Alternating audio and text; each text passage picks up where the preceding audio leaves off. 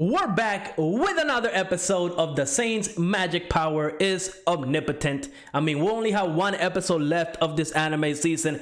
I'm expecting, of course, a huge cliffhanger. I don't know if it's gonna get a season 2. Maybe we'll get an announcement, but we'll see when we get there. Now, I want to remind you that at 5,000 subs, I will be doing my reaction videos cosplaying as Hisoka, so make sure to hit that sub button. But we're here to watch, of course, the Saint's magic power. So let's go ahead and jump into it.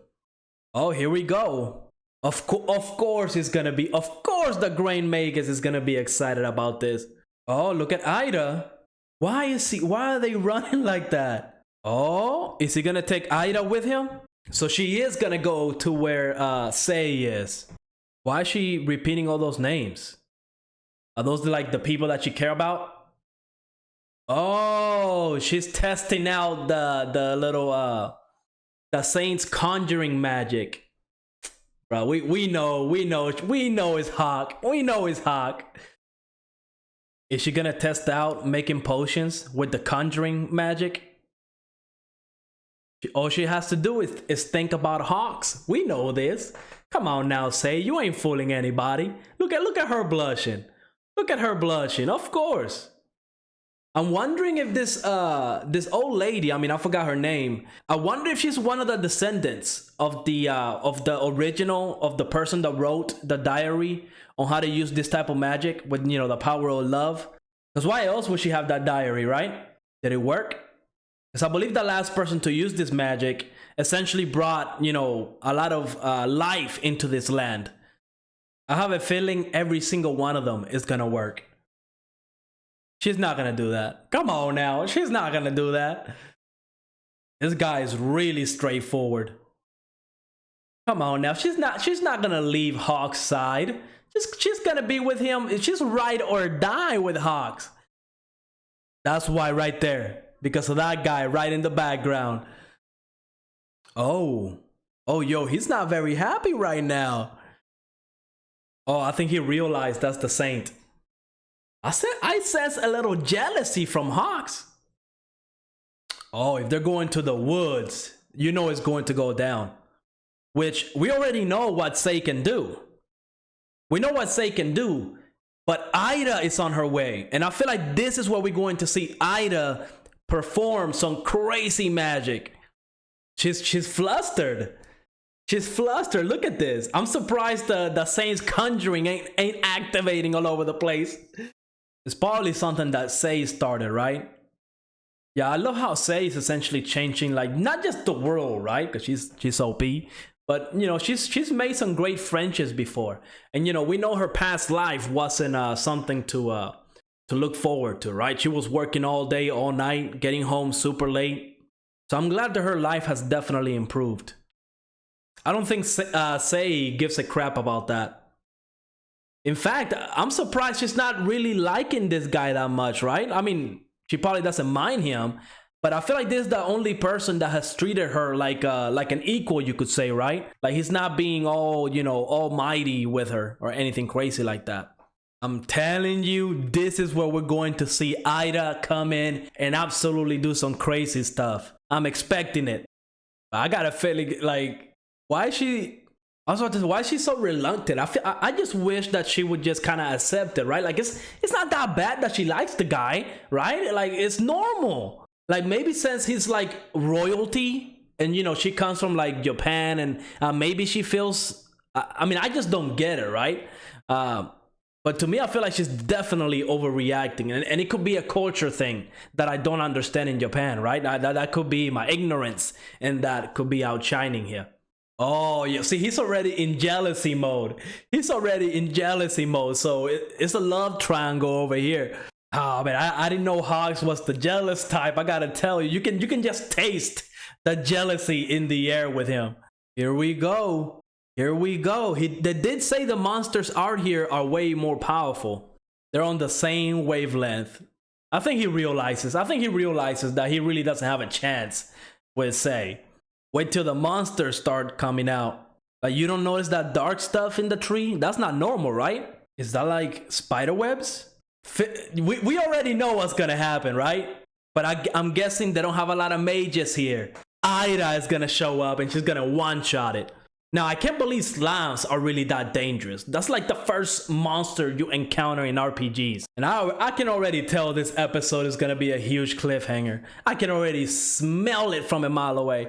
I'm wondering how big this slime is gonna be though. Like, that's a little itty bitty slime. It's not even scary, it's kinda cute. Oh, but it's like acid. It ain't cute no more. Oh, and it's more than one. Yeah, they're in trouble. Oh, wow, she literally one-shotting everything again. Oh, damn, you know that hurts. Oh, that's a big one. That's a big one. Oh, here we go. Oh, okay, so that was probably the Grand Magus. He would be the perfect counter to the slimes. I was kind of hoping it was gonna be Ida. Maybe it was Ida. Maybe it was her.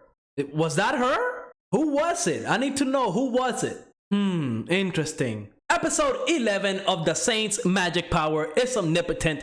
I mean, this episode was a very slow episode. We see that, of course, Sei is trying to practice her Saint conjuring magic, especially after she learned that you need the power of love. And she was able to confirm that is the power of love, thanks to kind of thinking about Hawks, and her power just went crazy. So, I mean, that first half of the episode, it was okay. I feel like it was way too slow, especially when we're on episode 11, right? Like, I feel like once we start getting into like that episode 11, episode 12 of an anime, I feel like this is where everything needs to go to, right? This is where they need to convince a lot of people to, you know, be hyped for season 2, if it is going to have a season 2, right? Now, the second half of the episode, once, you know, the whole party goes outside into the forest, that's when I was really excited for this episode. One, because obviously there's going to be some monsters, some miasma. You know, we're going to see Sei in action. We're gonna see a big fight or something along those lines, especially since they're saying that the monsters out here, like in the countryside, they're way more powerful than the ones like closer to the kingdom, right? So I was really excited for this.